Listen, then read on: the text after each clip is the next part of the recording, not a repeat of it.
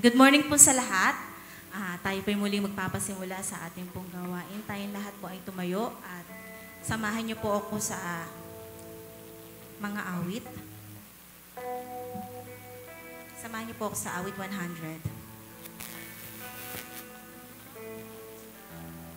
Ang sabi po, make a joyful noise in the Lord, all the earth. Serve the Lord with gladness. Come into His presence with singing. Know that the Lord, He is God. It is He who made us, and we are His. We are His people and His sheep of His pasture. Enter His gate with thanksgiving and His court with praise. Give thanks to Him. Bless His name. For the Lord is good. His steadfast love endures forever, and His faithfulness to all generations. Purihin po ang salita ng Panginoon. Napakabuti po ng Panginoon at marapat-dapat lamang po na purihin. Amen? At sa umaga pong ito, patuloy natin siyang sambahin. At patuloy nating alalahanin kung gaano kabuti ang Panginoon. Sabi po sa ating binasa na ang Diyos, kaya tayo magpupuri dahil ang Diyos ay mananatiling Diyos. Dahil Diyos ay Diyos na ating sinasamba. At tayo ay magpupuri dahil mabuti ang Diyos na ating pong pinananampalatayanan. Sa umagang ito, bigay po natin ang papuri na nararapat sa ating Panginoon. Hallelujah! Sambahin po kayo, O Diyos, at patuloy po kayong maparangalan at mapapurihan, O Diyos. Salamat po, Diyos, sa iyong kabutihan. Patuloy ka, Panginoon, na sasambahin. Wala po kayong katulad, Lord. Wala pong pwedeng ikumpara, Panginoon, sa inyo. Hallelujah! Hallelujah! Yes, O God. Wala kang katulad, O Diyos. Wala, Panginoon, na may tutulad sa inyo.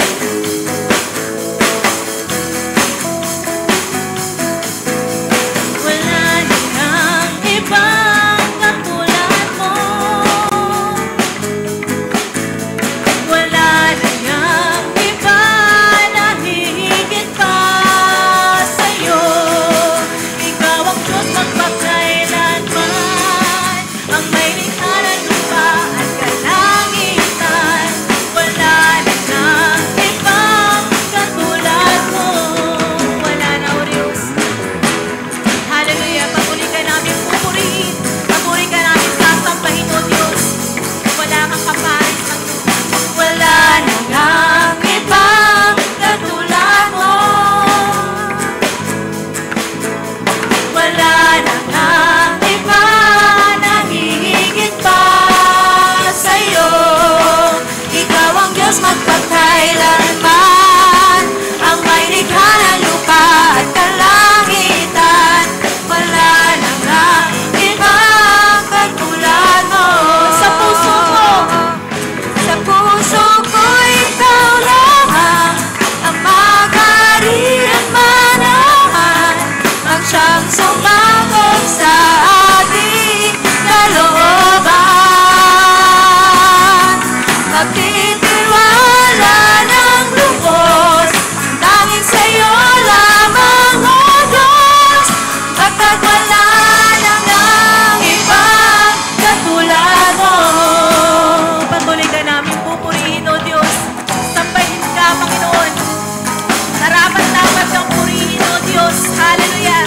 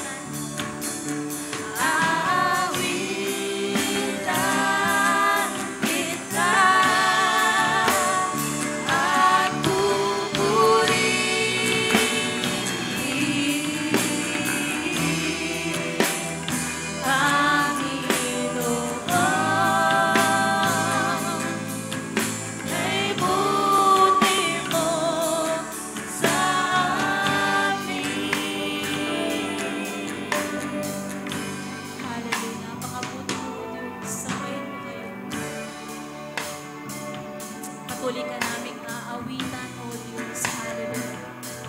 Dakila po kayo, Panginoon. Sambahin po kayo, Panginoon. Katapatan mo, O Diyos, tunay at dakila. Pag-ibig mo, ang pag-ibig mo'y wagas at walang kapantay sa aming buhay.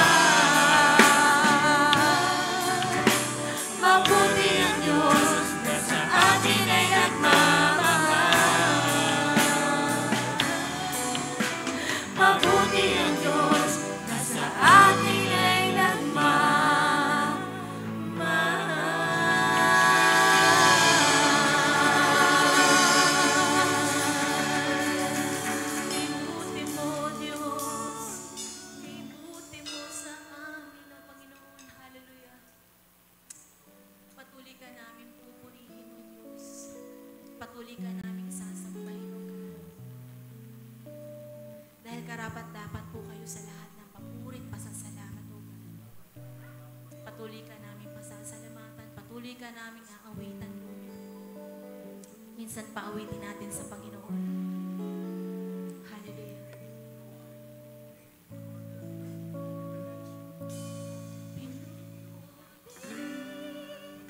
Sinasamba kita, dakilang Diyos at Panginoon. Tunay ngang ika'y walang katulad, tunay ngang ika'y hindi nagbabago. Mabuti ang Diyos na sa amin ay nagmamahal. Pinupuri ka namin. Pinupuri, sinasamba kita, dakilang Diyos at Panginoon.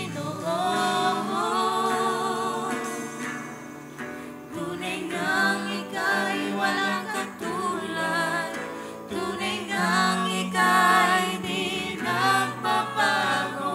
Mabuti ang Diyos na sa atin ay nagmamahal. Mabuti ang Diyos na sa amin ay nagmamahal. Mabuti ang Diyos na sa atin ay nagmamahal.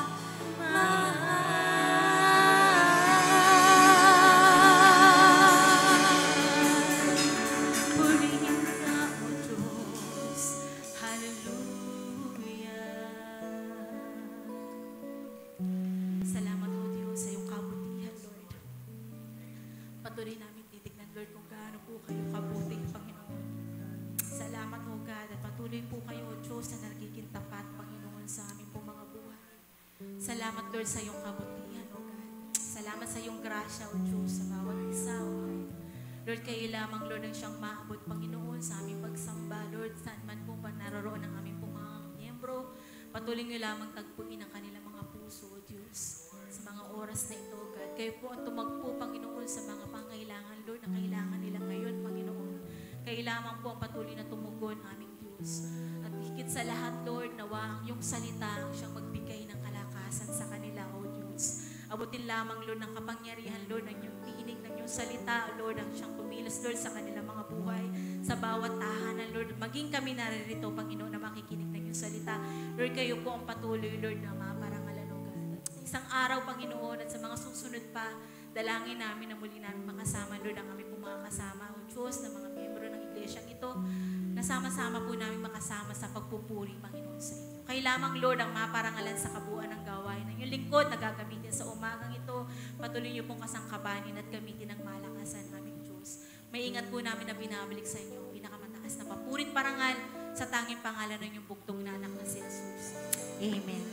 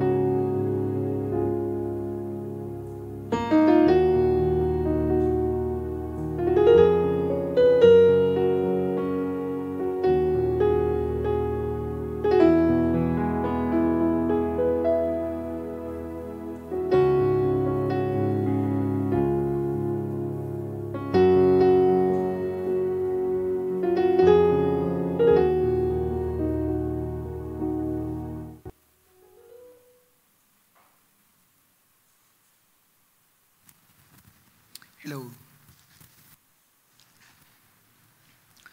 Okay, good morning po sa bawat isa sa umaga pong ito. Nais ko po na una ay magpasalamat po sa Panginoon sa isa pong payapa at ligtas po na gawain dito po sa atin pong church. Sa mga kapatiran po na ngayon po ay nakasubaybay sa atin pong online broadcast, dalangin ko po ang kaparehas na pagpapala na amin pong tinatanggap dito po sa atin pong physical worship service. Ako po ay naniniwala na ang Diyos po ay umaabot po sa bawat isa sa atin sa anumang kapakanan. At lahat po tayo ay Kanya pong kinakatagpo sa lahat po ng atin pong mga pangangailangan. Mga kapatid, patuloy lamang po tayong magpasalamat sa Panginoon sapagkat hanggang sa mga panahon po na ito, ay nararanasan po natin ang mayamang biyaya po ng atin pong Diyos. Tayo po ay magpapatuloy sa atin pong gawain at ihanda po natin ang atin pong mga sarili sa atin pong pag-aaral ng salita po ng Panginoon. Ihanda po ninyo ang inyong pong mga Biblia, ang inyong pong mga notes, at tayo po ay dadako sa atin pong pagkikinig at pag-aaral ng salita ng Diyos. Ngunit po yan, nais ko pong ipanawagan po ang atin pong every Friday po na Power of Prayer meeting. Ito po ay online. At patuloy po tayo na dumudulog po sa Panginoon bilang isa pong iglesia. Ito po ay sama-samang pagpapanalangin every Friday night ng 8 p.m. Balikatin po natin ang gawain po ng pagpapanalangin para po sa atin pong bansa. Tayo po ay isang bansa na nakikipaglaban po sa COVID at mapalad po ang bansa na ang Diyos po ay ang Panginoon, ang sabi po sa Biblia. Kaya ang mga Diyos ay dapat po na magpatuloy sa kanila pong pagpapanalangin para po sa kanila pong bansa. At ang atin pong ministry, ang atin pong mga gawain ay patuloy din po nating idulog po sa Panginoon na maabot po natin ang atin pong mga kabataan na ngayon ay hindi po makalabas sa kanila pong mga tahanan dahil po sa regulations. Ganon din po ang atin pong kids ministries, ang atin pong mga anak, ang atin pong mga pamilya ay idulog po natin ang kanila pong spiritual vitality and yung kanila pong physical health ay patuloy po nating ilapit po sa Panginoon. Maging ang atin pong mga manggagawa, ang atin pong mga elders, ang mga pastors po natin, ay ipanalangin po natin sa Panginoon. Napaka-importante po na tayo po ay sama-sama na dumulog at manalangin po sa Panginoon bilang isa pong iglesia. So, ngayon po ay magpapatuloy po tayo sa napasimulan po natin na pag-aaral sa aklat po ng Colossians. Ngunit bago po yan, samahan po ninyo ako sa atin pong panalangin. Aming Diyos, kami po ay patuloy po na nagpapasalamat sa kalayaan, sa kapayapaan at kaligtasan na aming pong tinatanggap. At higit po sa lahat, aming Diyos, sa inyo pong pagtuturo, sa inyo pong pagtutuwid, aming Panginoon, sa pamamagitan ng inyo pong banal na salita, aming Panginoon. Ang inyo pong pangunguna sa amin pong buhay ay patuloy po naming pinanghahawakan, aming Panginoon. At nais po naming patuloy na matagpuan ang inyo pong gabay. Kaya kami ay patuloy po na nakatunghay at nakikinig po sa inyo pong tinig sa pamamagitan po ng inyo pong mga salita, aming Diyos. Dalangin po namin patuloy na ang inyo pong banal na Espiritu Santo ay patuloy na magbukas, aming Panginoon, ng pagtuturo sa amin pong mga puso. We are very much blessed, aming Panginoon, by your words. Sa panahon po na ito, ang amin pong tapang at ang amin pong inspirations ay nagmumula lamang po sa inyo pong mga salita, sapagkat nananatili po ang inyo pong mga salita na ito po ay makapangyarihan, na kumikilos at kumakatagpo sa amin pong mga kahinaan at sa lahat po ng amin pong mga pangangailangan. Sa araw po na ito, pangunahan lamang po ninyo kami, Panginoon, sa pag-aaral ng inyo pong salita. Salamat po, O Diyos. Dalangin ko po ang bawat isa na nakikinig, Panginoon, at kasama po namin sa gawain po na ito, maging sila ay nandito po sa church sila man ay nandun po sa broadcast online, I pray, Panginoon, na sila ay inyo pong patuloy po na katagpuin, turuan, at patuloy po ninyo kaming bigyan po ng directions at pagtutuwid aming Panginoon. Salamat po aming Ama. Ito ay dalangin namin sa pangalan po ng aming Panginoong Jesus. Amen and amen. Okay. Sa atin pong pagpapatuloy mga kapatid, nais ko po na tingnan po natin muli yung atin pong aklat po ng Colossians. I hope na yung page ng Bible po ninyo, sa bahagi pong yan ng aklat ng Colossians ay marami na pong mga marka. At maaaring yung page na yan ay sobra na nating nadumihan sa pamamagitan po ng mga notes po natin. Tayo po ay magpapatuloy sa pangalawang section po ng ating pong pag-aaral sa aklat po na ito na nagtuturo ng mga doctrinal instructions po ni Paul sa chapter 1 verse 15 hanggang chapter 2 verse 23. At ayon po doon sa mga napag-aralan nakita po natin na si Paul po ay meron pong 10 outline o 10 points about his doctrinal instructions. At alam po natin na ang lahat ng ito ay pangangailangan po ng mga mananampalataya sa Colossians. At maging tayo ay pangangailangan din po natin ito. Sapagkat ang salita po ng Diyos ay hindi lamang po na nakabound sa iisa pong panahon, kundi ang salita po ng Diyos ay salita po ng Diyos sa lahat po ng panahon. Tingnan po natin ang susunod po nating pag-aaral. Natapos po natin nung nakaraang Sunday ang verse 6 hanggang verse 7 ng chapter 2 ng aklat ng Colossians. At kung muli po nating babalikan, ito ay serye po ng instructions po ni Paul na makikita na po natin na simula po doon sa verse 15 ng chapter 1. Ito na po yung mga key messages po niya. First, sa kanya pong mga instructions, we found out that Jesus, our Creator in head, is supreme. Kaya yan po ay susing talata po natin sa theme po ng aklat po na ito, na the supremacy and sufficiency of Christ. And because Jesus, our Creator and head, is supreme, we are reconciled with God through Christ's death. Sa kanyang kamatayan, tayo ay na-reconcile. And because of that, we rejoice. We rejoice in our suffering for the church because we as believers, we became part of His church. And we labor to be perfect in Christ. Nagpapatuloy po tayo sa atin pong pagpupunyagi, sa pagpapalago, upang tayo po ay mag-mature sa atin pong pagiging isa pong anak ng Diyos, which is yun po ang goal ng atin pong Panginoon sa buhay ng sa buhay ng bawat isa po sa atin. God's goal for every one of us is to be Christ-like. Yan po ang atin pong nakita. And upang maganap po yun, we need to find the true wisdom and knowledge in Christ. Yan po ay pangailangan po natin sa paglago. At nung nakaraang linggo, sabi nga ni Paul sa chapter 2 verse 6 and 7, since you have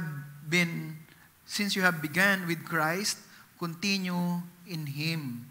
Ito ay nagpapatungkol po sa atin pong personal relationship po sa atin pong Panginoon at sa atin pong paglakad bilang isa pong mananampalataya. So our topic last Sunday talks about our Christian walk. Sabi doon sa chapter 2 verse 6, therefore, as you have received Christ Jesus the Lord, so walk with Him. And today, nasa pang-pitong instruction na po tayo ni Paul, and this instructions is telling us like this, don't be deceived, for God's fullness is in Christ. Tingnan po natin.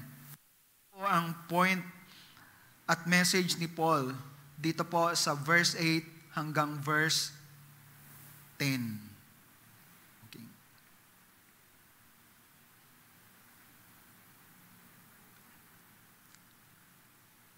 Sabi po niya sa verse 8 hanggang verse 10, don't be deceived.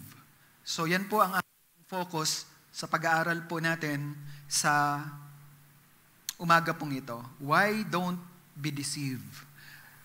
Kung babalikan po natin yung background po ng atin pong pag-aaral sa aklat po na ito, na pag-aralan po natin na ang reason o ang purpose po ni Paul in writing this letter to the Colossians is because of the heresy, yung mga false teachings po na bibigay po ng banta, ng panganib dito po sa mga mananampalatayang ito.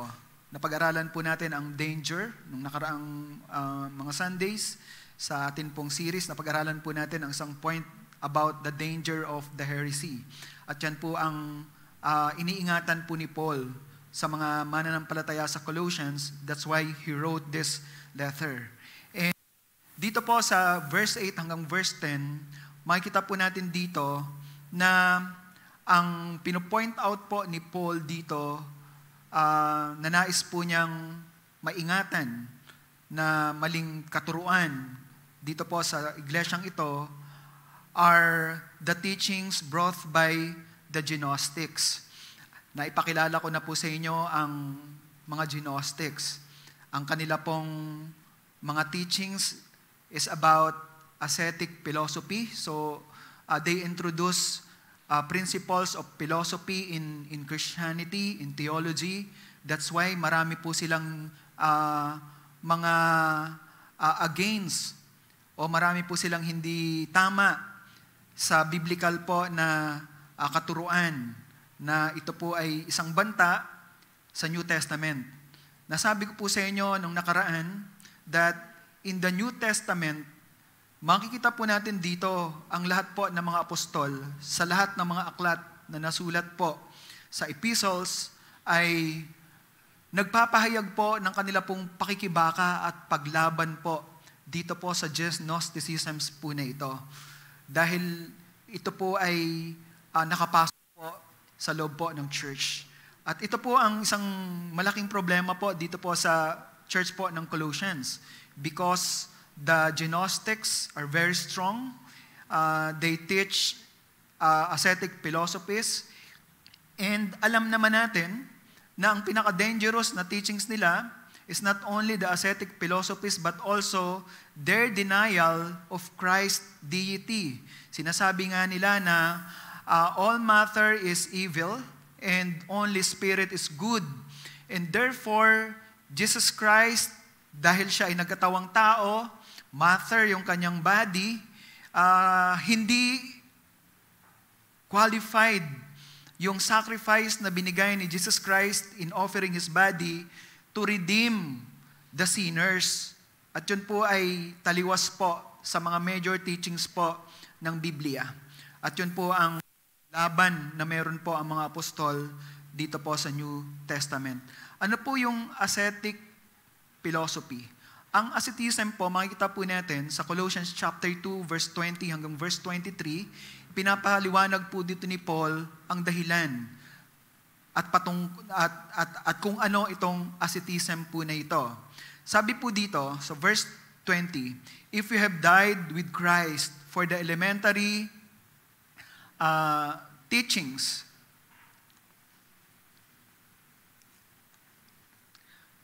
or principles of the world, why? As if you were living in the world. So, sinasabi po ni Paul dito, kung namatay ka na sa mga basic principles of the world. Ano yung basic principles of the world? Ito yung lust, evilness, lahat ng mga kasalanan. So, lahat ng mga sinful acts or basic sinful works. Sinasabi ni Paul, kung namatay na tayo sa mga makasalanan nating gawa, why as if you were living in the world? Bakit parang namumuhay ka pa rin sa mundong ito? So sabi niya, do you submit yourself to decrease such as do not handle, do not taste, do not touch, which all refer to things destined to perish with use. So sinasabi niya, ano pa rin ba kayo? Sumusunod pa rin ba kayo? O nagpapasako pa rin ba kayo sa mga kautusan na katulad ng huwag kang hahawak nito, huwag kang kakain yan, huwag kang hihipon nito. Ang lahat ng ito, sabi niya, are destined to perish. So walang ano yan. Sabi niya, worthless yung mga bagay na yan. Walang value sa buhay. Walang dagdag na points sa ating mga kaligtasan because we're already saved. Sabi niya, in all accordance with the commandments and teachings of men. Kaya dito, makikita po natin na ang mga philosophies po na nabubuo nitong mga Gnostics na to at mga false teachings na to is about their knowledge, philosophical knowledge of the world. So yung mga practical na principle na pangsanlibutan. It looks good dahil ito ay appealing, magandang pakinggan, parang tama, parang totoo. Madaming sumasang-ayon. So later I will explain to you paano nag-progress itong mga teachings na ito ng Gnostics. But in verse 23, mga kapatid, okay, but before verse 23, makikita natin dito na ang dinidil na po ni Paul na problem dito sa mga teachings ng Gnostics, yung kanila pong pag-proliferate o pagpapatuloy po na pagtuturo ng works of the law. So, yung works of the law, na as if yung works of the law ay isang mandatory requirements para sa kaligtasan ng tao. So, therefore, ang isang tao hindi ligtas hanggat hindi ka perfect sa inyong obedience. So yan ay taliwas sa biblical teachings. Sa verse 23, tingnan niyo to. Sabi niya, these are matters which do not have the appearance of wisdom in self-made religions. So itong mga sinasabi po ni Paul dito po sa verse 20 hanggang verse 21 na pinanghahawakan po at itinuturo ng mga Gnostics ay isa pong false and self-made religions. Alam niyo po ba, doon po natin, ang isa pong teachings po ng mga Gnostics na nagsasabi na dahil ang lahat ng bagay, kahoy, ating katawan, ano man yan nakikita sa paligid, ay evil. So pati katawan natin ay evil, okay lang na ito ay i-indulge natin sa kasalanan. Kaya nga, di ba, napag-aralan natin yung antinomianism sapagkat yun ay teachings nung first and second century na pwede mo nang ibigay yung katawan mo sa kasalanan, sa sexual and lustful desire, worldly acts. So walang problema kung i-indulge mo ang katawan mo sa kasalanan kasi evil naman yan eh. So that's a very dangerous teachings na nilalabanan po nitong mga apostol po na ito sa New Testament. And hindi lang yon mga kapatid, dahil ang katawan natin ay matter and therefore it is evil, sabi niya rito, sinasabi niya rito, and these are matters which do not have appearance of wisdom and self-made religion and humility, and severe treatment of the body.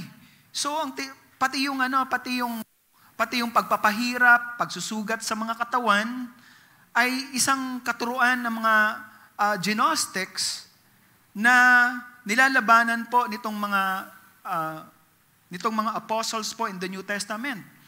Sabi niya rito, and severe treatment of the body, but are of no value against fleshly indulgence. So, yan pa nga yan, fleshly indulgence. No? Sinambihan kita naman dito ni Paul. So, ang para sa kanila ay evil. So, okay lang na mamuhay ka. Ilubog mo sa kasalanan yung katawan mo. So, yan ay atheism. So, yung paglubog mo sa kasalanan, sa fleshly indulgence na sinasabi ni Paul, yan ay antinomianism, yung bibigay mo sarili sa severe treatment, pinaparusahan mo yung sarili mo, so yan ay asceticism. Alam nyo mga kapatid, yung mga teachings po na yan ng mga Gnostics ay pinaniniwalaan nila na nagdadala sa kanila into a higher level spirituality. So dahil ang spirit is good, only the spirit is good sa teachings ng mga Gnostics, itong mga kaparaanan po na ito, itong mga bagay po na ito, they believe that it will bring them into a higher level of spirituality. And all of these are works of men. So walang kinalaman yan sa kaligtasan. Salvation is not by work, right? So yan yung kinakaharap dito.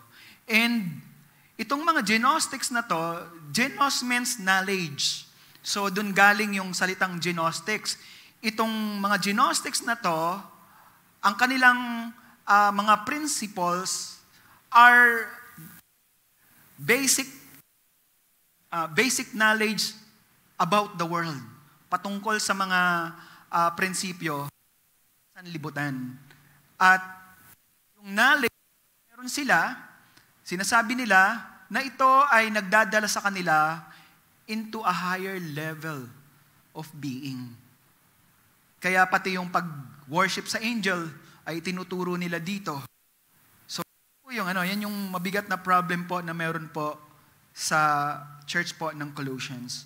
And today, mga kapatid, we may not be facing Gnosticism today, pero marami dito, mga kapatid, nagpapalit lang ng anyo. Nagpapalit lang ng anyo. Because until now, tayo po ay nakakita pa rin ng mga false teachers, and that is very dangerous. Sa mga nakaraang pag-aaral natin sa Aklat ng Pedro, ay nakita natin yung danger po ng Gnosticism. So in this part of Paul's instructions, dun po sa chapter 2, verse 7, pinag-aralan natin nung Sunday, Paul exhorted believers to continue in Christ. Sabi ko nga sa inyo, ang pagiging Christian is like being in love. Di ba? So, doon sa topic natin nung nakaraang Sunday, tinuruan tayo ni Paul in his instructions to continue walking in Christ. Na kung saan dito po sa verse 8 ay sinasabi po nito na si Kristo, so magpatuloy kayo sa inyong paglakad kay Kristo, kung saan sabi niya, in whom is the fullness of God. Magpatuloy kayo sa inyong lakad sa Panginoong Kristo sapagkat siya ay tunay na Diyos. Ang sabi pa nga dyan, and who brought complete redemption. Then Paul condemned the Colossian heresy because yung heresy na to sa Colossians are diverting them from Christ, from their belief about Christ's full deity, yung pagiging tunay na Diyos na Jesucristo, and fullness in life. In John chapter 10, verse 10, ang sabi ng Panginoon, I came not to take out life, but to give life so that you may live to the fullest. We cannot live to the fullest if we are erroneously deceived teachings. So yan po yung sabi po ni Paul. Sa Colossians chapter 2, verse 8, sabi dyan, see to it that there is no one who takes you captive through philosophy and empty deceptions in accordance with human tradition, in accordance with the elementary principles of the world, rather than in accordance with Christ. Mga kapatid, our topic today is all about robbing. Okay? So, it's all about being captive. So, nabihag o kaya tayo ay naisahan.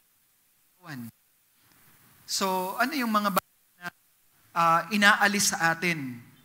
Ano yung mga bagay na sinasabi ni Paul na I don't want any one of you to be captivated by these false philosophies and empty deceptions. Ano yon? Yung kanilang kalayaan na meron ang mga palataya. Dahil kung tayo po ay halimbawa meron pong 1,000,000 na ibinayad yung atin pong boss. O, laki ng sweldo natin, no? Okay. So nakatanggap tayo ng bonus, binigyan tayo ng cheque. Sabihin na lang natin na realistic, 50,000. Okay. Pero nung binigay mo sa bangko, sabi ng bangko, ito ay false or fake na cheque. Nadaya ka. O, narab ka, nanakawan ka. Isang bagay na mahal.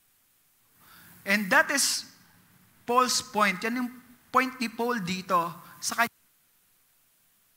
kanyang pagbibigay po ng instruction, specifically dito po sa verse 8 hanggang verse 10. Ayaw nating madaya, ayaw nating ma-rob out, ayaw nating manakawan, ayaw nating ma-captivate, mabihag tayo ng maling mga katuruan. So, let's continue, samahan po ninyo ako sa atin pong text, verse 8 hanggang verse 10. Sabi ni Paul, "See to it that there is no one who takes you captive through philosophy and empty deceptions in accordance with human tradition, in accordance with the elementary principles of the world, rather than in accordance with Christ." Verse 9, "For in Him all the fullness of deity dwells in bodily form, and in Him you have been made complete, and He is the head over every ruler and authority." Mga kapatid, what I could advise to you, importante po sa atin, makapture po natin yung clear message. So the clear message is very important for us. I will read a verse, another translations in the Bible that can help you to capture easily yung key message ni Paul dito sa verse 8 hanggang verse 10. Sabi po dito sa easy to read version, sabi po dyan, "Be sure you are not led away by the teachings of those who have nothing worth saying." Tiyakin daw natin na hindi tayo ma-led away o mahikayat, madaya ng mga teachings na ito na wala namang sinasabi, walang kahulugan ang mga sinasabi, and only plan to deceive you. That teachings is only human tradition and comes from the evil forces that rule people's lives. It is not from Christ. I say this because God Himself, all that He is, really does live in Christ completely. And because you belong to Christ, you are also complete, having everything you need. Christ is ruler over every other power and authority. Mga kapatid, alam nyo, itong verse na to napaka-importante because some other translations ay hindi po naglalaman ng ganito. Like for example, the translations of the Mormons, yung sarili nilang Bible ay hindi ganito ang translation. So it's very important na maging maingat po tayo dyan. Okay. So, tatlong bagay po ang makikita po natin dito po sa topic po na ito. The first one is this: there is no fullness in human philosophy. Wala pong kaganapan.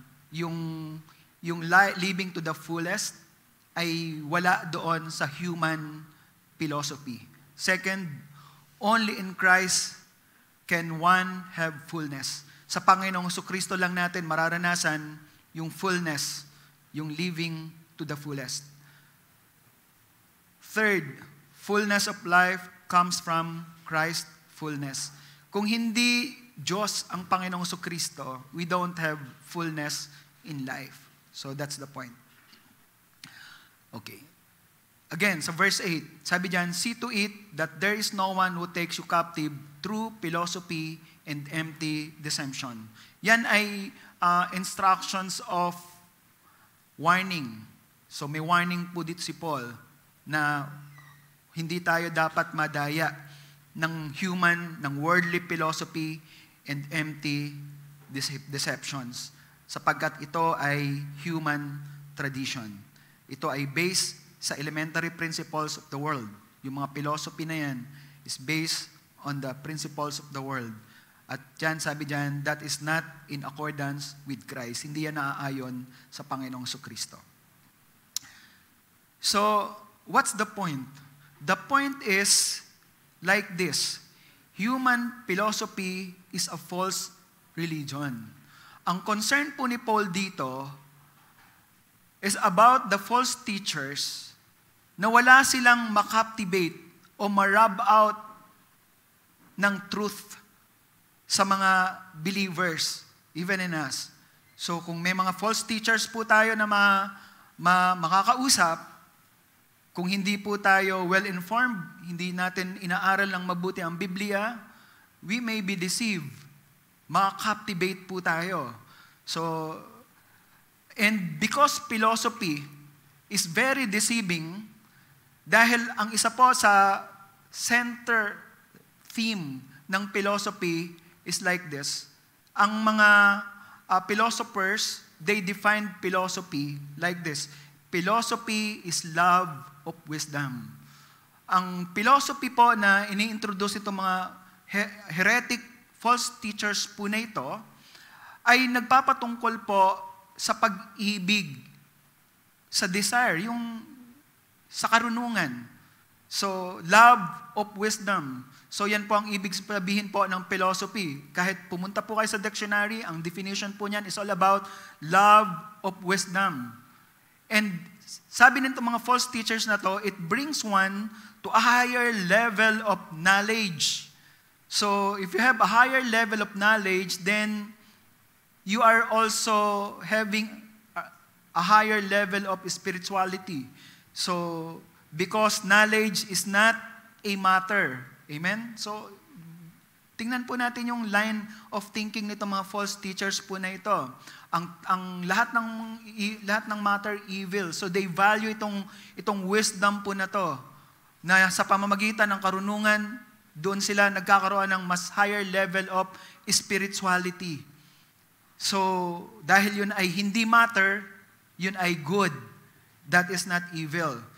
Pero si Paul, sabi ni Paul dito, ito ay in-equate ni Paul sa isang empty. So, kenis in Greek. Sabi niya, ito ay in-equate at ipinaliwanag ni Paul na itong mga philosophy na to ay empty. So, wala itong value. Wala itong maidudulot at maidadagdag sa pagiging full natin, sa living in fullness natin. So, in our salvation, itong mga teachings na to are heretics. So, yung mga teachings po ng mga Gnostics about salvation is based on this philosophy. Itong mga false teachers po na to, ang kanila pong philosophy about knowledge, ito ay tinawag na esoteric. Ano ang ibig sabihin ng esoteric?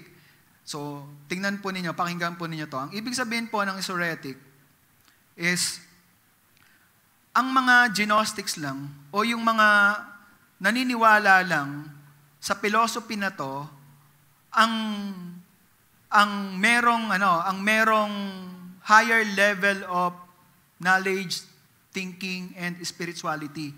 And we must be amazed or surprised mga kapatid dahil naniniwala po sila na ito ay limited lamang sa isang group o hindi lahat ng tao ay merong ganitong klaseng kakayanan dahil ang philosophy is a kind of difficult thing to understand and therefore it is just limited to a small circle. So yan po yung isa po sa tinuturo po nila. So it is deceptive. Ang sabi po dito ni Paul, empty deception. Sabi dyan, it is deceptive and based on human tradition. So, and elementary principles of this world, not on Christ. In the first and second century, sobrang dangerous itong mga teachings po na ito. At ito po yung concern po ni Paul, na makakaptivate yung mga believers, so madadaya nitong mga false teachers na to, at sila ay yung truth about living to the fullest, yung kanilang pagkaunawa sa kaligtasan ay madidistort.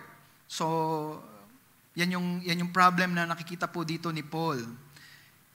In the history of Christian theology, pag pinag-aralan po natin, meron pong mga early church father na naniniwala ng ganito, that philosophy has sometimes been seen as a natural complement to theological reflections. So that's the problem kung bakit itong mga false teachers po na to, mga Gnostics po na ito, were able to infiltrate the church.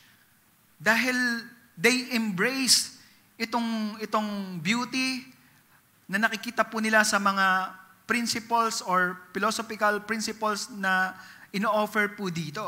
While, sabi dito, other practitioners of these two disciplines, yung theology at philosophy, became mortal enemies.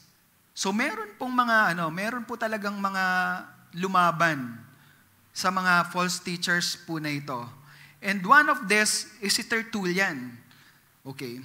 Some early Christian thinkers such as Tertullian have this view that any intrusion or pagpasok na mga secular philosophy kasi worldly principles yung ini-introduce nila ng mga false teachers dito eh. So any intrusion of secular philosophical reasons into theological reflection was out of order. So hindi ito tinanggap. Tertullian is one of the defenders of faith in the first and second century. Kaya magpasalamat tayo dahil na-preserve nila yung doktrina po ng church.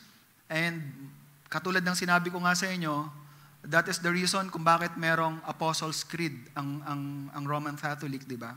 So that was written so that the church can defend yung doktrina ng church against dito po sa mga heresies na to. However, other early Christian thinkers or early Christian leaders, mga church father, such as Augustine. Ito na naman si Augustine. Di ba? Kilalang-kilala nyo na si Augustine. Lagi natin siyang napag-uusapan. So, si Augustine. So, such as Augustine of Hippo, argued that philosophical reflection complemented theology. Ang stand po ni Augustine dito, ang philosophy ay complementary ng theology. Ibig sabihin, ito ay kabahagi ng theology. So, which the New Testament apostles didn't agree. Hindi po natin makikita po yan sa New Testament. And in the High Middle Ages, si Augustine, itong view po niya patungkol sa mga philosophical principles po na ito, he defended, pinagtanggol po niya. And yung kanyang mga successor, si Thomas Aquinas, offered also same model for the relationship of philosophy and theology. So, mga kapatid, that is also the reason kung bakit a Christian should not subscribe from the principles of sino mga psychologists dito? of psychologists. Okay. Si Janet. Okay. I will give you an example. Ang mga psychologists, ito yung kanilang starting principle that human is tabula rasa. Ano ibig sabihin ng tabula rasa? They are empty from the beginning. So, nung sila ay pinaglihi, empty sila. Wala silang knowledge, wala silang experience, wala silang behavior. And since psychology study about the behavior of a person, they believe na na-form ang behavior ng isang tao based on experience, which from the start, they are tabula rasa. So, they learn from experience. So, lahat ng nai-input sa kanila, yun ang kanilang nagiging formation hanggang paglaki. That's why, pag pumunta ka sa psychologist, magsusumbong ka, ma'am, yung mister ko babaero eh. So, pag-aaralan na lang yung history ng family. Ano ba yung tatay niyan? Babaero din ba? Kaya babaero. So, ibig sabihin, na-expose siya sa ganong klaseng environment and it became accepted in principle sa kanilang family. So, merong ganong family, nakakita ako, sabi na, tinuturuan yung kapatid, sabi niya, lahat tayo, palikero. So, playboy tayo. So, dapat marami ka ring girlfriend. But, the Bible tells us that we are not tabula rasa. From the start, we are not tabula rasa. Ano ang content natin? From the beginning. Ang sabi po ni David sa aklat po ng Psalms, I am surely sinful from birth. So, sa sinapupunan pa lang niya ng kanyang nanay, makasalanan na siya. That's why we don't need to teach our child how to sin because they are sinful. May sinful nature na po tayo, ang atin pong mga anak, from the beginning. And the behavior of every man is rooted to our sinful nature. Kaya nga ang sabi ni Paul, di ba, doon sa Book of Romans, sabi niya, hindi ko gustong gawin ito, pero ito ang aking ginagawa. May translation si Andrew ano yun? Gusto kong bumait, pero hindi ko magawa. So, di ba? Why? Because that's innate. That is how we were made. May sinful nature tayo. At yan ay palaging magdidikta ng behavior natin to sin. But there are also psychologists, which we call nothetic psychologists. So, ano yung nothetic? Nothetic, that means biblical philosophers or biblical psychologists, biblical counselors. So, if you have problems, go to them. At yung kanilang approach is totally different because yung kanilang approach always begin with the FLC, the fallen condition of man. We behave like that. We are vulnerable to do things like gross sins because we are like that. So ang dinidil po ng mga nothetic counselor is the sin of the person. So they apply the biblical truth because unless na mabago yung ating puso, yung pagiging makasalanan po natin ay hindi po natin mapagtatagumpayan. So yung sinful nature po natin. Pinag-aralan po natin nung last time, nung tayo po ay makakilala po sa Diyos, andyan pa rin yung sinful nature natin, di nawala, but God gave us another nature, the spiritual nature that desires to please God. Di ba? So kaya yung mga unbeliever, they cannot behave desiring to please God unless they were changed by the power of God through the Holy Spirit. So yan po yung approach ng mga nothetic psychologists, ng mga nothetic or ng mga Christian counselors. So Janet, you're a Christian, so huwag ka lang mag-depend kay Simon Freud.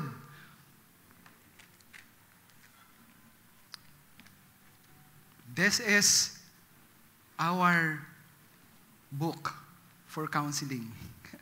Amen? So this is our book for counseling. Si Yash, magiging counselor yan. Okay. So, that's human philosophy.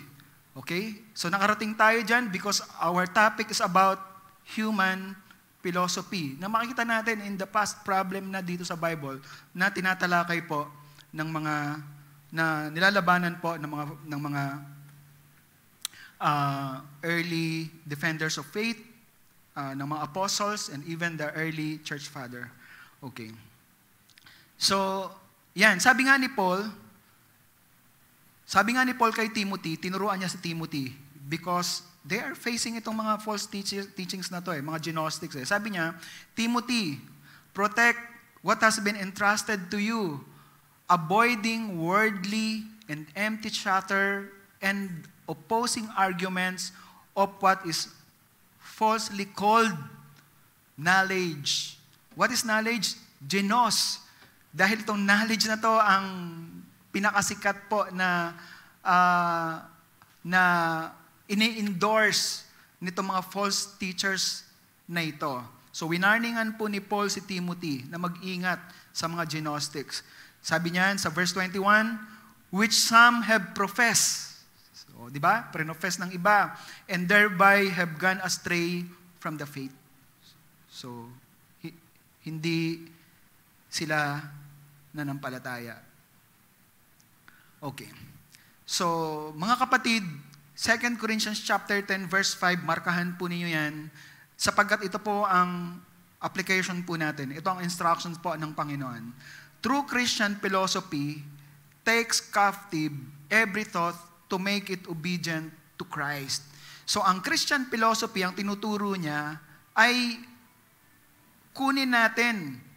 Mabihag tayo dapat na yung thought natin ay hindi dapat mabihag nitong mga worldly principles na to o ng mga philosophical principles na to, but rather mabihag po tayo ng biblical principles dahil it will make us obedient in Christ. Sabi ni Paul, we are destroying speculations and every lofty things raised up against the knowledge of God. So, sabi niya, hindi tayo winawasak natin yung mga speculations na yan na nagsasabi ng laban patungkol sa knowledge of God sa Christian philosophy or sa Christian principles. And we are taking every thought.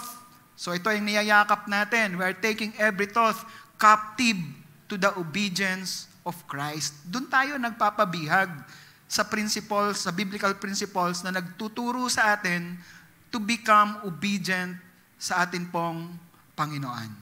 So, I will read itong commentary po ng New Testament Bible knowledge. Ang ganda po nito, so pakinggan na lamang po ninyo. I know hindi nyo po mababasa. Sabi dyan, philosophy is the love of wisdom. If one loves wisdom, that is not Christ. According to Colossians chapter 2 verse 3. Because he loves an empty idol. Dahil sabi nga ni Paul dito sa Colossians chapter 2 verse 8, wala yang pakinabang, yan ay empty. So, such a one will be always learning but never able to acknowledge the truth. So, sa bagay na yan, sabi niyan, kung magpapatuloy tayo, hindi naman talaga tayo na natututo. Patuloy tayong nag-aaral pero hindi natin na-acknowledge ang truth. According to 2 Timothy chapter 3 verse 7, this kind of philosophy is based on the world basic principles.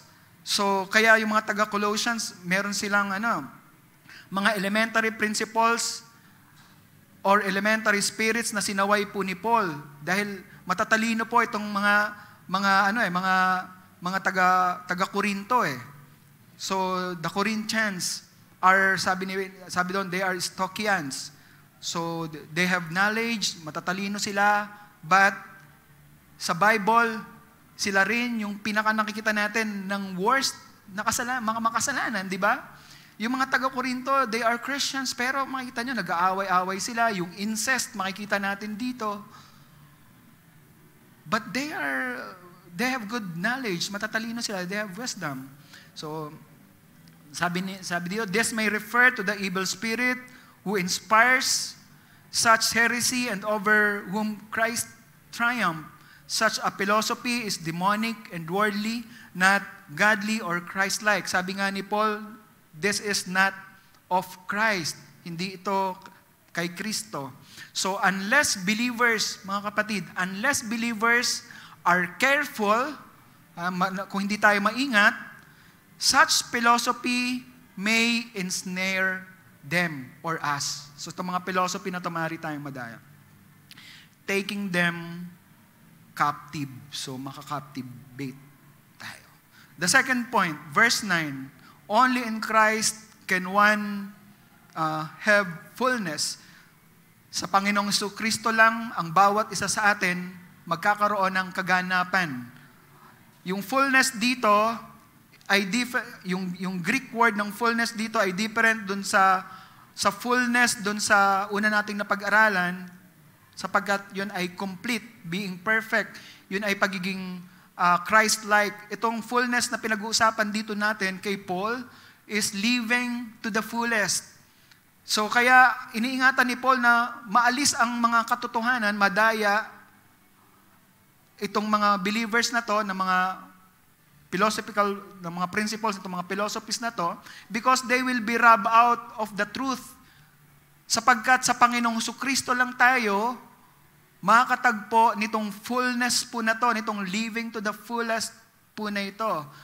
If we will deny Christ, where can we find this fullness? Diba? Kasi ang tinuturo nitong mga false teachers na to, nilalayo tayo sa katotohanan patungkol sa ating Panginoong Jesucristo. Kaya ang sabi ni Paul, in Him all the fullness of deity dwells in the bodily form. Sabi dito sa magaang na translation, sabi diyan, I say this because God Himself, all that He is really does live in Christ completely. Sinasabi dito na ang pagka-Diyos ay nananahan sa katawan ni Jesucristo.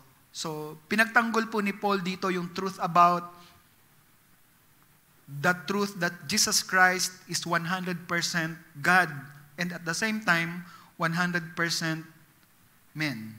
So, deity, pagka-Diyos is 100% in bodily form, laman and flesh, 100% man. So, that's Christology, di ba? If we break our doctrine of Christology, if we break our doctrine of Christ, then kulto na po tayo. So we're not Christians anymore. So the point is like this.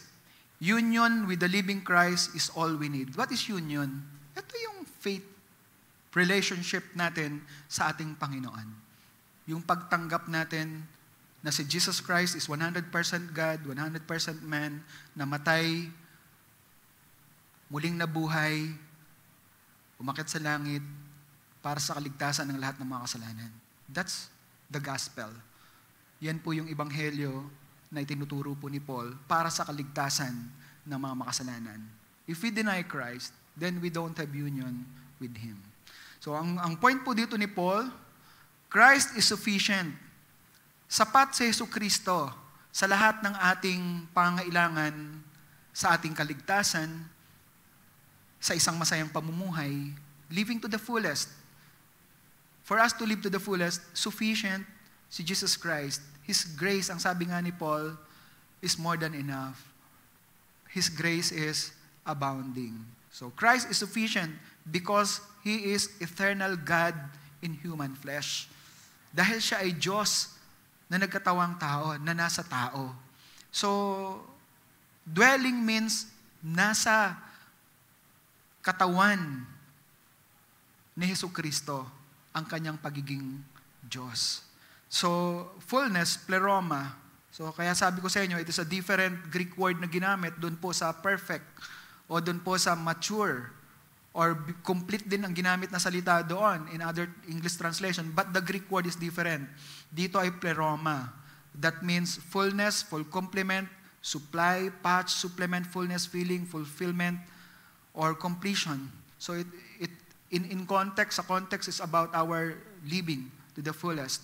So, dahil ang takbo ng message, nakita naman natin, yung pinanggalingan natin, Christian life, di ba? Walk in Christ, yun yung context nito. So, walking in Christ, why? Because He is sufficient sa ating buhay. Sufficient siya sa lahat ng mga basic necessities natin.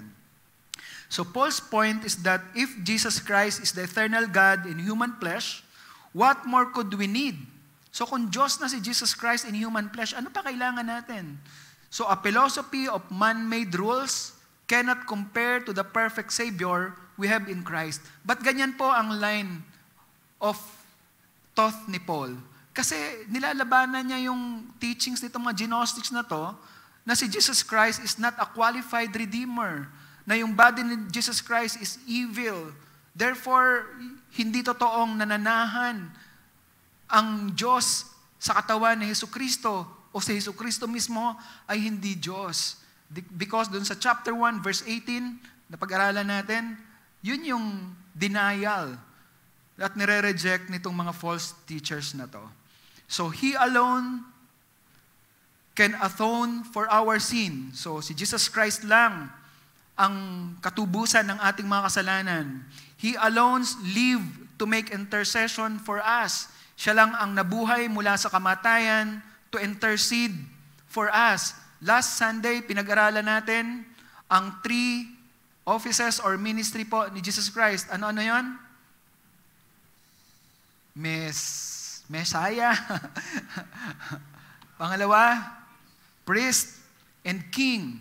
So hindi pa siya king ngayon because He is priest. He intercede from heaven for every one of us ayon sa book of Hebrew. Di po ba?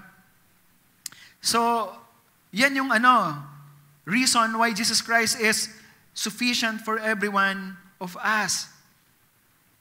So, all of our need can be found in Jesus Christ. World religion is empty, but a relationship with the eternal God in human flesh is what we all need. So, relationship sa ating Panginoong Jesucristo. Christ is sufficient because in union with Him, we are made complete.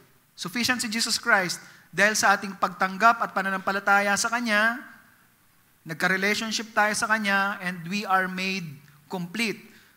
Colossians chapter 2, verse 10. Sabi dyan, and in Him, you have been made complete. So, yung complete na yan ay nagsasabi na tayo bilang isang tao na may pangangailangan ay kompleto na. Okay? Sinusuplayan na tayo ng ating Panginoong Jesucristo of what we all need. We are complete. Kaya, we also go against dun po sa belief na kailangan mapaulit-ulit nating ma-experience yung grace ng Holy Spirit. Kinakailangan palagi kang naghahanap ng experience ng grace ng Holy Spirit. But that only happened once. Isang beses lang po nangyayari sa atin yan. That only happened at the point of our salvation. And after that, the Holy Spirit lives in us. Kahit saan na po tayo pumunta, the Holy Spirit lives in us. We don't need na mag-iiyak po tayo kung saan para lang isik natin yung Holy Spirit para makaranas ulit tayo ng bagong karanasan. He is already living in us. We are complete because the Holy Spirit sustain us. Kaya sabi ni Paul dito, in Him you have been made complete, past tense. And He is the head over every ruler and authority. He has authority to every ruler. Kahit evil ruler yan, Jesus is still the head. Pinag-aralan natin yan sa book of Peter, di ba? He is the head. Mas makapangyarihan siya sa principalities ng daigdig po na ito. So, for in Him, all the fullness of deity dwells in His bodily form. Kaya sabi ni Paul, Christ is sufficient. What we only need is union with Him. Ang atin pong personal relationship sa atin pong Panginoon. Ang kaligtasan na nagmumula lamang sa Panginoong Jesucristo. When we were saved, the Holy Spirit lives in us. Sabi ni Paul sa 1 Corinthians, we are sealed by the Holy Spirit. Silyado na po tayo eh. Naalala ko pa sa Albert one time, sa prayer meeting natin, di ba? So, merong isang Christian, sabi niya, na-possess daw siya ng evil spirit. No, nagulat kami ni Pastor Albert. Doon na lang kami nag-chat sa Pastor, ano yun? So, we have the Holy Spirit. So, walang mas hihigit pa na makapangyarihan sa Espiritu na meron tayo. The Holy Spirit. We cannot be possessed. A Christian cannot be possessed by evil spirit because we have already the Spirit. Wala na siyang, iisa lang yung room dyan eh. Wala na ibang kwarto na po, pwede pang pasukan siya. So, hindi yan ang, wala sa Bible yung sinabi ko. Okay, third point. Fullness of life comes from Christ's fullness. So, yes, ang fullness of life natin ay matatagpuan lamang natin kay Kristo dahil siya ay Diyos. Kung hindi siya Diyos, if He is not, if the deity is not in Him, then we cannot find fullness in Him. Kaya sabi sa verse 10, and in Him you have been made complete, and He is the head over every rule and authority. So believers have been given fullness in Christ. Binigyan tayo ng kaganapan, ng fullness, ng life that we can live to the fullest ng ating Panginoong Jesucristo. So yung fullness of life natin, it came from Christ's fullness, sa pagiging Diyos niya. Kaya tayo ay connected sa pagiging Diyos ng ating Panginoong Jesucristo. But it is not true na tayo ay maliit na Diyos din, katulad ng sabi ng mga Mormons. So, we are God's children, but we are not God. We are not small God. We have the fullness of Christ because we are united with Christ. We have union with Christ. Sabi nga ni Peter, we are partakers of the divine nature through Christ. 2 Peter chapter 1 verse 4, pinag-aralan natin ito dun sa series ng Peter natin. Sabi dito, through this, He has granted to us, sa pamamagitan ng pagtanggap natin sa Panginoong Jesucristo, yan yung background niyan, He has granted to us His precious and magnificent promises, so that by them, you may become partakers of the divine nature.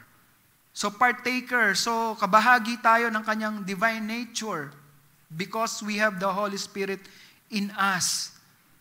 Having escaped from the corruption that is in the world on account of lust. So nakatakas na tayo sa corruption o sa epekto ng kasalanan ng mundong ito. Ang isang Kristiyano, maaaring patuloy pa rin po na nahuhulog sa kasalanan. At maaaring magduda po tayo sa sobrang pagkahulog natin sa kasalanan, maaaring magduda tayo na, Panginoon, anak ba talaga ako ng Diyos? Ligtas ba talaga ako? Maaaring tanungin po natin ng atin pong mga sarili, mga kapatid. But if we will just depend on what the Bible tells us, what God's promised to us, we are assured that God never leaves us. Sabi niya sa Book of John, lahat ng binigay sa akin ng Ama ay hindi ko hinahayaan na mawala sa akin. And no one can snatch them out of my hand. In Romans chapter 8, verse 35 to 38, sabi doon, walang makapaghihiwalay sa atin, maging kasalanan man yan, krisis man yan, kahirapan man yan, COVID man yan, sa pag-ibig ng ating Panginoong Jesucristo. Kapag dumadating po ako sa point of discouragement ng aking buhay, lagi ko lang pong inaalala yung mga pangako po na yan ng atin pong Panginoon. Of course, sabihin niyo, pastor ka naman namin, so bakit nagkakasala?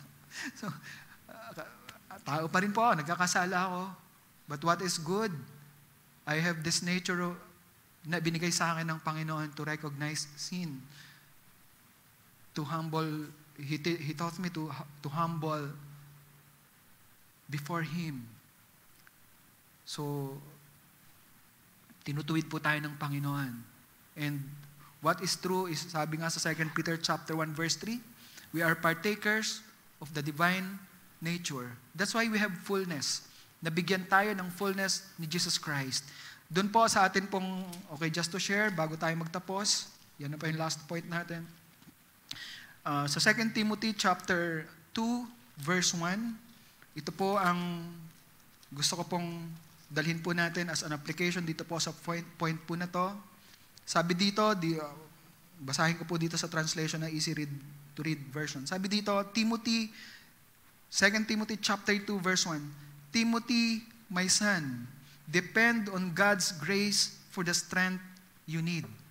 So ang atin pong buhay, mga kapatid, ang payo po sa atin ng salita po ng Diyos ay total dependence po sa grace po ng atin pong Panginoon.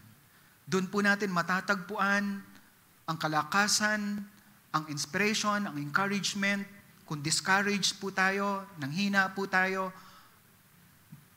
lumapit po tayo sa Panginoong Kristo sapagkat ang biyaya po ng Diyos ay palagi pong sapat. Yun ang dapat po nating palaging hanapin. Sabi dito, depend on God's grace for the strength you need. Ang karugtong po, the grace He gives you because you belong to Jesus Christ. Sabi niya, binibigay niya ang kanyang biyaya, ang kanyang grasya, dahil ikaw ay kay Kristo. Because you belong to Jesus Christ. So for those who belong to Jesus Christ, ang sabi po ng Bible, God gives His grace. At dun sa grace na yon, mag-depend po tayo sa lahat po ng atin po mga pangangailangan. John chapter 1 verse 16, for of His fullness we have all received, and grace upon grace. Amen? So every day we receive grace upon grace. Sabi ni Paul, we are what we are because of God's grace alone. Total dependence on God's grace. Mga kapatid, tatlong bagay po. Human philosophy is a false religion. Union with the living Christ is all we need. Believers have been given fullness in Christ. Meron na po tayo. Nasa atin na po tayo. Nasa atin na po ang fullness mula sa Panginoong Kristo. Let's all pray. Father God, marami pong salamat sa umaga pong ito for the wonderful words that we have shared together. I am just praying, Panginoon, na ang amin pong mga kasama sa online, O God, ay hindi po na-disturb sapagkat yun po ang isa pong mga negative aspect po ng online broadcasting. We can easily be distracted, aming Panginoon. Hindi po katulad ng nasa loob po ng church that they can give their full attention, aming Ama. Kaya sa bagay po na yan, ay hinihingi ko po ang patuloy po ninyong pag-abot, aming Panginoon. Hayaan po ninyo na ang inyo pong pagpapala na amin pong nararanasan dito po sa amin pong pag-aaral ng inyo pong salita ay pagpapala na tanggapin din po ng amin pong mga kapatiran. And Lord, ang salita na amin pong natagpuan at napag-aralan sa umaga pong ito, we just pray, Panginoon, that na ito ay maitago po namin sa amin pong mga puso. Katulad nga ng sabi ni David, O God, that I might heed your words in my heart so that I might not sin against thee. Maging kapangyarihan po ang inyong pong salita sa amin pong buhay upang kami ay magtagumpay at patuloy po na makalakad ng meron pong kaayusan aming Panginoon. Ang sabi nga po ninyo, so that we can have this life and live this life to the fullest. Maraming pong salamat sa pagpapala at biyaya na patuloy po naming tinatanggap. Salamat po aming Panginoon. Ito po ang amin pong samo ng meron pong pagpupuri at pagpapasalamat sa pangalan ni Jesus. Amen and amen. Purihin po ang Panginoon. So, just a reminder again, before I step down, meron po tayong prayer meeting po sa Friday. I encourage everyone to join in our prayer meeting. Maraming pong salamat.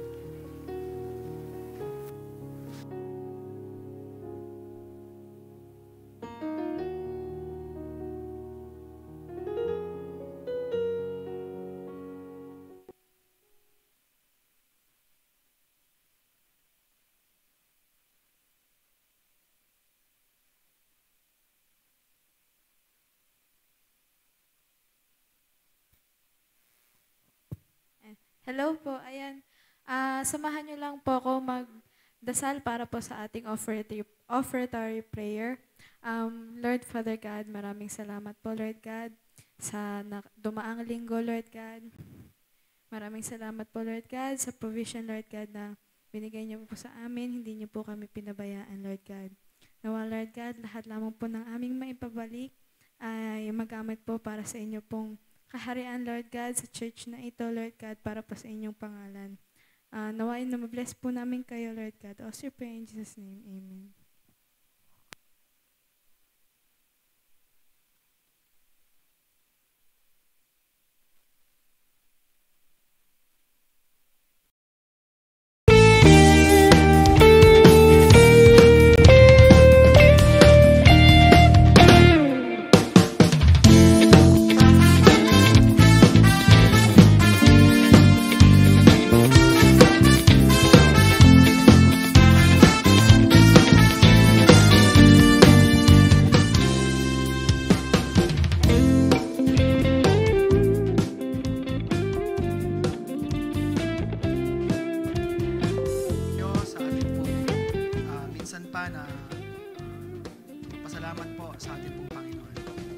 Salamat po aming Diyos, minsan pa sa gawain po na naging matagumpay sa umaga pong ito aming Panginoon. And dalangin din po namin, Panginoon, ang gawain po doon sa Carmona, na sila po ay nagpasimula po ng service po doon, aming Panginoon. Bagamat ito po ay virtual, we pray, Panginoon, na tanggapin po ng bawat member po ng Carmona Church ang iyong biyaya at pagpapala, katulad din po ng biyaya at pagpapala na tinatanggap po namin dito, ganun din po sa target range, aming Panginoon. Salamat po for blessing your people in the church, aming Panginoon. Salamat po sa mga kamagagawa ko na kasama ko po ngayon. Kayo ang Diyos na magbalik ng inyong pong pagpapala sa kanila pong mga buhay. Salamat po aming Ama, sa pangalan ni Jesus.